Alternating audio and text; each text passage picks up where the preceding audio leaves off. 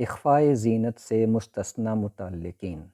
اخفائے زینت سے دوسرا استثناء ان اعزاء اور متعلقین کا ہے جن کے سامنے پوشیدہ زینتوں کے اظہار کی پابندی بھی نہیں ہے۔ پوشیدہ زینتوں میں گریبان کے زیورات، گریبان پر کپڑے کی آرائش اور بالوں کی زیبائش وغیرہ شامل ہیں۔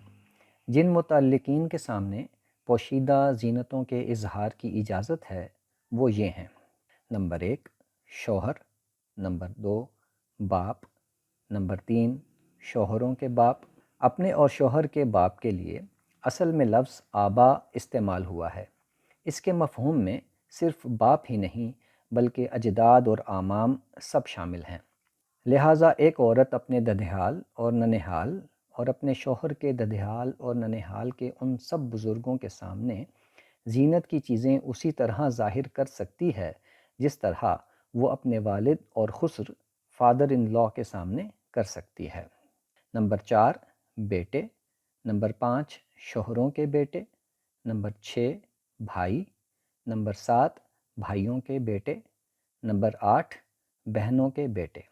بیٹوں میں پوتے، پڑپوتے اور نواسے، پڑنواسے سب شامل ہیں، اور اس معاملے میں سگے اور سوتیلے کا بھی کوئی فرق نہیں ہے۔ یہی حکم بھائیوں اور بھائی بہنوں کی اولاد کا ہے۔ ان میں بھی سگے، سوتیلے اور رضاعی تینوں قسم کے بھائی اور بھائی بہنوں کی اولاد شامل سمجھی جائے گی۔ نمبر 9 اپنے میل جول اور تعلق و خدمت کی عورتیں۔ اس سے واضح ہے کہ اجنبی عورتوں کو بھی مردوں کے حکم میں سمجھنا چاہیے، اور ان کے سامنے بھی مسلمان عورتوں کو اپنی چھپی ہوئی زینت کے معاملے میں محتاط رہنا چاہیے۔ اس کی وجہ یہ ہے کہ عورتوں کے صنفی جذبات بھی بعض اوقات عورتوں سے متعلق ہو جاتے ہیں۔ اسی طرح یہ بھی ہوتا ہے کہ ان کے محاسن سے متاثر ہو کر وہ مردوں کو ان کی طرف اور انہیں مردوں کی طرف مائل کرنے کا ذریعہ بن جاتی ہیں۔ جن عورتوں کے سامنے پوشیدہ زینتوں کے اظہار کی اجازت ہے ان کے لیے الفاظ نسائہن یعنی ان کی عورتیں آئے ہیں۔ اس سے مراد میل جول اور تعلق و خدمت کی راہ سے متعلق ہو جانے والی عورتیں ہیں۔ یہاں صرف مسلمان عورتیں مراد لینے کا کوئی قرینہ موجود نہیں۔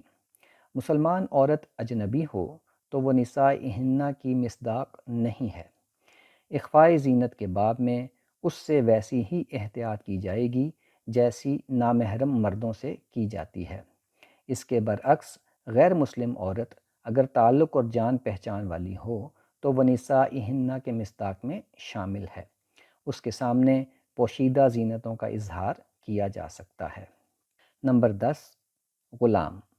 یہ اس زمانے میں موجود تھے۔ ما ملکت ایمانہن کے جو الفاظ ان کے لیے اصل میں آئے ہیں ان سے بعض فقہاء نے صرف لونڈیاں مراد لی ہیں، لیکن اس کا کوئی قرینہ ان الفاظ میں موجود نہیں ہے۔ مولانا امین احسن اصلاحی لکھتے ہیں، اگر صرف لونڈیاں ہی مراد ہوتیں تو صحیح اور واضح تعبیر او آمائہن کی ہوتی۔ ایک عام لفظ جو لونڈیوں اور غلاموں دونوں پر مشتمل ہے اس کے لیے استعمال نہ ہوتا۔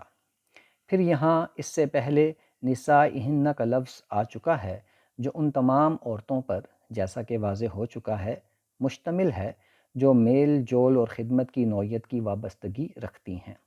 اس کے بعد لونڈیوں کے علیحدہ ذکر کی کوئی ضرورت باقی نہیں رہتی۔ حوالہ تدبر قرآن جلد 5 صفحہ 398۔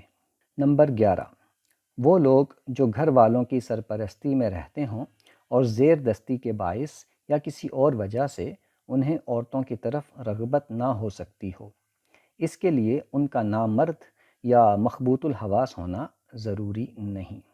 نمبر 12 بچے جو ابھی بلوغ کے تقاضوں سے واقف نہ ہوئے ہوں۔ شریعت کا قاعدہ ہے کہ دین کی ہدایات اپنی حقیقت یا علت پر مبنی ہوتی ہیں۔ جہاں وہ پائی جاتی ہے حکم وہاں متعلق ہو جاتا ہے، اور جہاں نہیں پائی جاتی وہاں حکم بھی متعلق نہیں ہوتا۔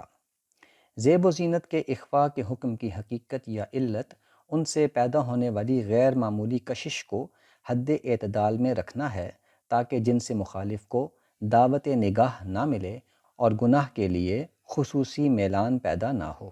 مذکورہ متعلقین میں وہ علت ممانعت نہیں پائی جاتی، اس لیے انہیں استثناء دیا گیا ہے۔ اس کی تفصیل درج ذیل ہے۔ شوہر کا معاملہ واضح ہے۔ زیب و زینت سے عورت کے حسن میں جو کشش پیدا ہوتی ہے وہ اس کے لیے ممنوع نہیں بلکہ مطلوب ہے۔ محرم رشتوں سے توقع نہیں ہوتی کہ وہ اپنی محارم خواتین کی زینت سے جنسی کشش محسوس کریں۔ یہی معاملہ میل جول اور خدمت گار خواتین کا ہے۔ زیر دستوں کے معاملے میں استثناء کی علت ان کی زیر دستی ہے۔ ان کے لیے سلب حواس، نامردی یا کہنہ سالی کا ہونا ضروری نہیں۔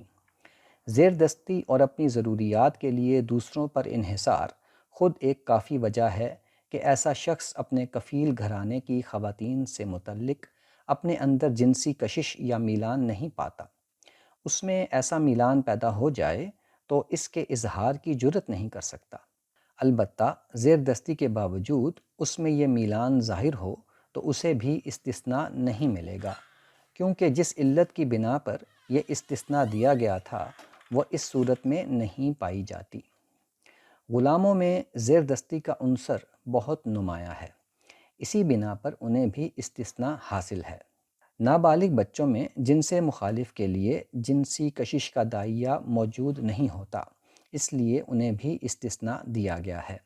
عام حالات میں مرد یا عورت کی طرف سے کسی بے اعتدالی یا تجاوز کا اندیشہ فریق مخالف کی سلب آزادی کا سبب نہیں بن سکتا۔ چنانچہ جس طرح مردوں کی وجہ سے عورتوں میں کسی فتنے کے پیدا ہونے کے اندیشے کی وجہ سے مردوں پر بیان کردہ آداب اختلاط سے زائد کوئی پابندی عائد نہیں کی جا سکتی، اسی طرح عورتوں کی وجہ سے مردوں میں کوئی فتنہ پیدا ہونے کے خدشے سے عورتوں کی آزادی کو محدود نہیں کیا جا سکتا۔ کسی فریق کی بے اعتدالی اور تجاوز کے اقدامات کو واعظ و نصیحت اور اگر ضروری ہو تو قانون کی طاقت سے روکا جائے گا۔ اللہ تعالیٰ کی برپا کردہ آزمائش کی اس اسکیم کا یہ تقاضا ہے کہ نیکی اور بدی کے امکانات بالکل معدوم نہ کر دیے جائیں، ورنہ رہبانیت کا رجحان پیدا ہونے لگتا ہے۔